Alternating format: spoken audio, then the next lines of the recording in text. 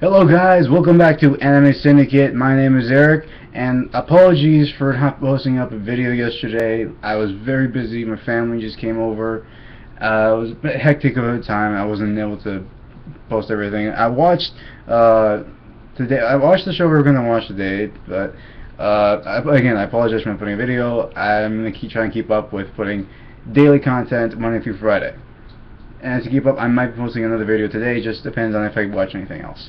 But today, we are bringing you another anime discussion, and today we talk about Ore Monogatari, or better in the English translation, My First Love Story. Let's dive right into it today, alright? Ore Monogatari is your typical average high school romance comedy anime. Now, give and take that we usually see our normal typical characters, but today we see something that's very different out of context. That being of our main protagonist, Gouda Takeo, Gouda Takeo, that's his name. Now, keep in mind, he isn't your typical male skinny person. No, not even close. In the description of the anime itself that I've read, it says he is 2 meters tall and 120 kilograms. Now, in American, I'm not entirely sure what that is, but I'd have to say freaking huge. And just looking at it, it's just immense of how big they made this guy. It has a lot of understandings of why, but still, this guy's just massively huge. Compared to someone here in America, pretty average. In Japan, what the hell? Which is why there was even a lot of comparisons to him being like a bear, a gorilla, even in the freaking intro, a King Kong reference, if you will. Now, moving on. Our second character, Sunakawa. I'm not sure of his his full name, but Sunakawa.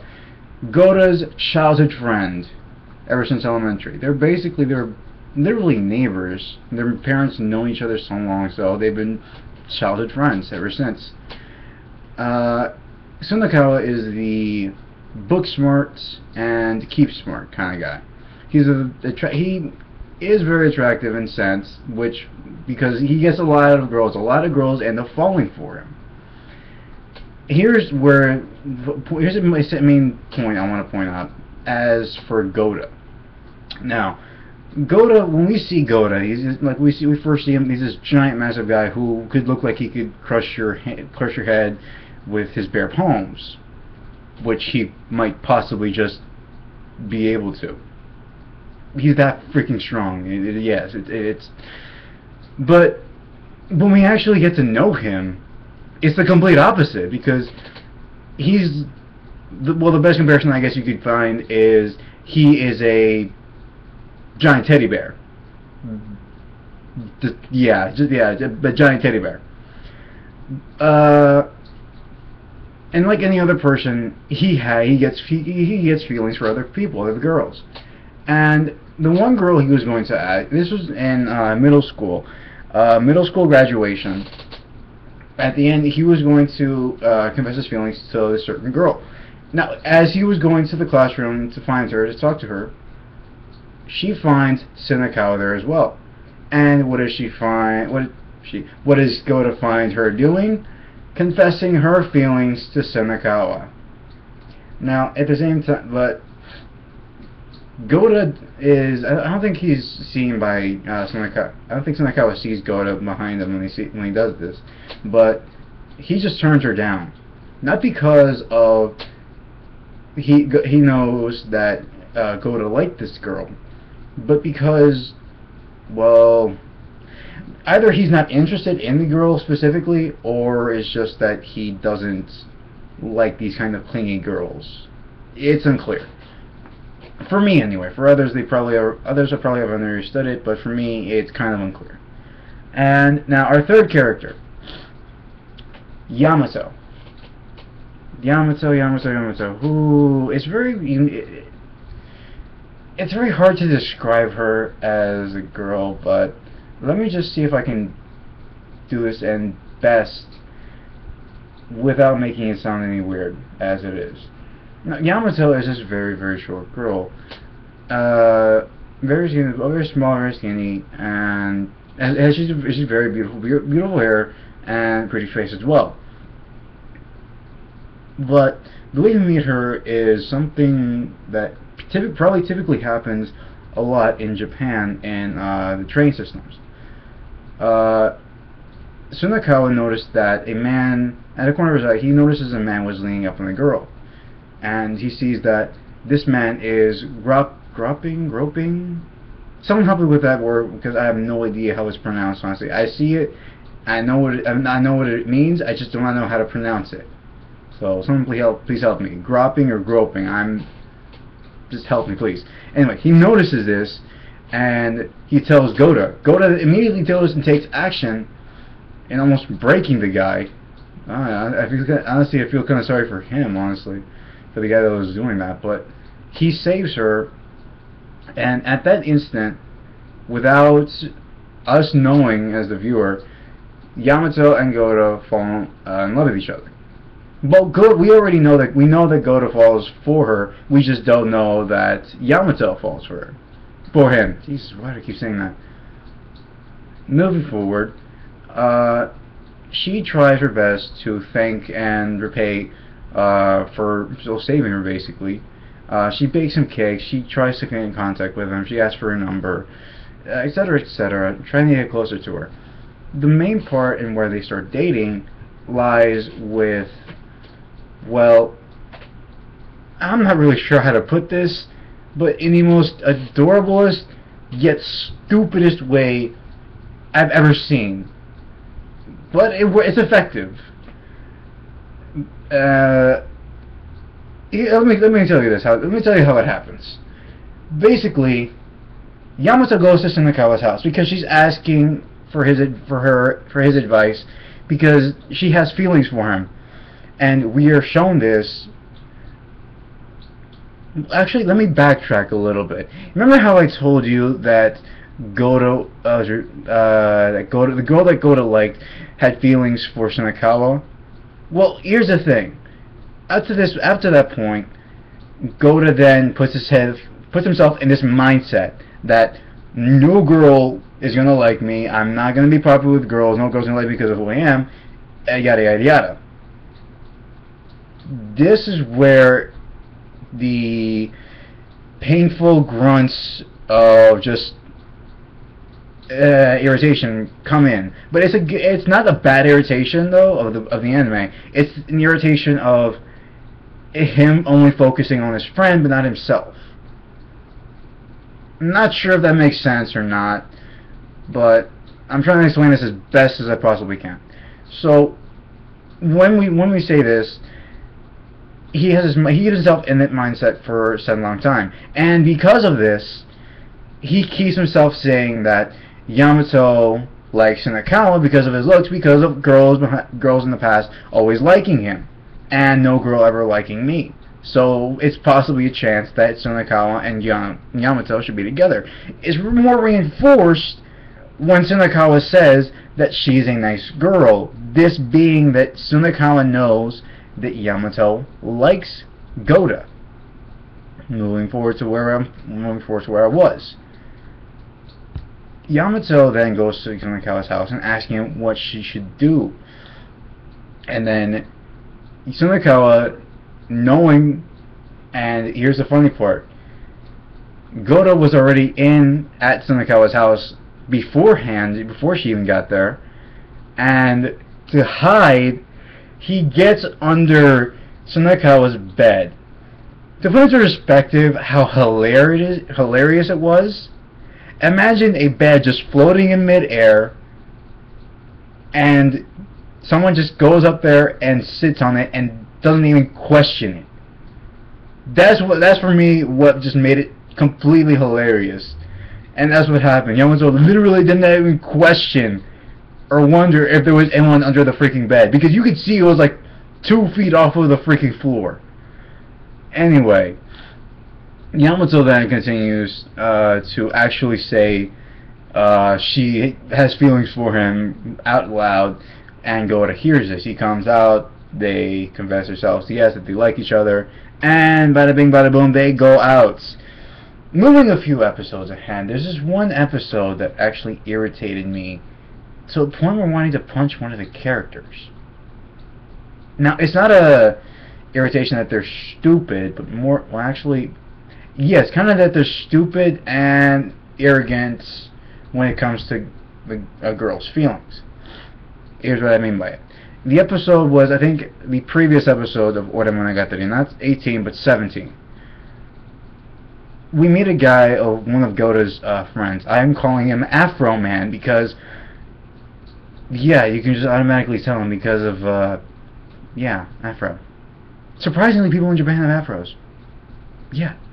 Now, Afro guy and one of Yamato's friends, they have been talking and they have been going out, like watching movies and stuff like that, like such and such. And her friend, I believe her name, that Yamato's friend was Nanako, I believe, or I'm probably just mistaking Yamato's first name. Being at that, they, Yamato and Gouda decide to make a giant Christmas party for all of his friends, other friends.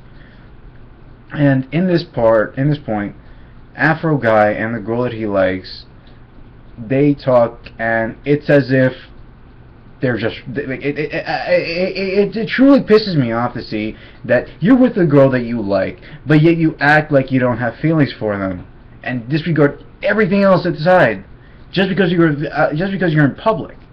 And then they all go outside to admire the giant Christmas tree, because in this karaoke place there's a giant Christmas tree in the middle, and everyone else is like up in the front, and Afro guy and the girl stay back, and he grabs her hand, and then when everyone goes back in, he just lets go like nothing happened. It's just irritation to a good point, though. Because here's the thing, with me, when it comes to a person with feelings, you have to be true to them. If you're just not being true to them, just stop being a little bitch. Just please. It's annoying to knowing the part that, well, that's my own personal feel on it, though. Everyone else has their opinions. Yes, that is true, but this is just honestly my own personal opinion. Moving past this, honestly, even though it annoyed me to a point of wanting to punch him, I will still give him credit, though. He did redeem himself.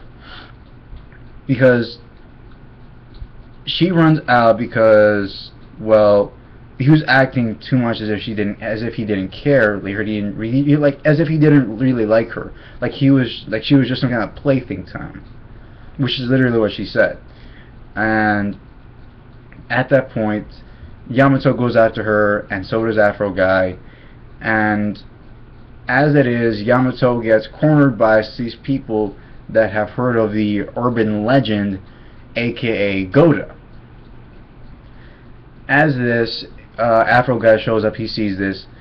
He doesn't save him, though. He goes back and gets Gouda, like, to help out, because I mean it was 3-4 guys up against one, and I can actually understand that point. But after that, Gouda talks some sense into him. He, well, does what any guy would try to do to get his girl. Remember how I told you about this tree? In this tree, there is a specific star that that rumor says if you get it and give it to the person you want to go out with and ask them out, they will say yes. And being that he heard this, Afro guy does this. He goes up, and I'm guessing he did this probably 4 or 5 times already, because he's scuffed up already, and Gouda's like already ready to catch him and just like toss him back up. In the end, he catches the star, and, well, he gets the girl. That's not the point I want to get at today. Today's main point is something that just, ever since I started, and ever since I've seen these two started going out, Gouda and Yamato, it's a burning question, just what the hell will happen if these two kiss? Let me explain something real quick. Gouda, as I said, is a very big guy. And one of the key features that you could honestly, on a spot from like a mile away, are his lips. Now, his lips aren't exactly like just like any person like mine either. No. If you want a better understanding of how his lips are, like, I don't think I have anything here really to show you that. But if I had some banana, like, think about banana. Get a banana real quick and put them together like their lips.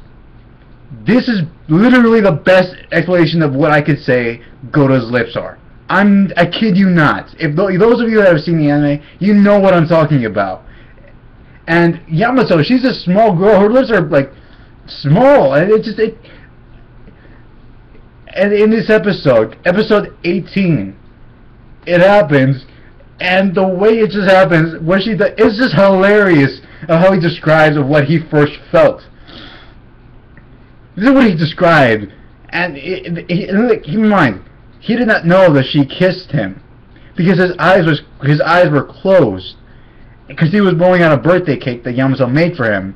That being his birthday is January 1st, literally Christmas Eve, New Year's Day. I mean, this is what he describes her lips as. It felt as if a small bug landed on my lips. It stayed there for a while. It was soft, and then it went away. I mean, even the look on Yamato's face said it all. Oh my gosh, it was. But given that their kiss did work, I mean, they did end up kissing again and properly. Still though, it was just one of the dying, burning questions that has been on my mind, like, ever since these two started dating. Like, every single episode. Oh yeah, another point I actually want to point out in Monogatari. The phrase "I love her" is dramatically increased when they start dating. It's I think the highest count of him saying "I love her" is up to 5 or 6. I'm not exactly sure what episode, but that's as high as I have counted this, and him saying "I love her." Oh man, that felt good. Now I feel better. Now I feel better about this. Okay guys, well, that's the episode. Thank you for watching. Like, comment, subscribe if you want more. I will be putting out daily content again, hopefully, but with my family being here, hopefully all that will be resolved. But my name is Anime Syndicate, or actually my name is Eric, but my name is Anime Syndicate, I guess. Thank you for watching, and I'll see you guys tomorrow or next week.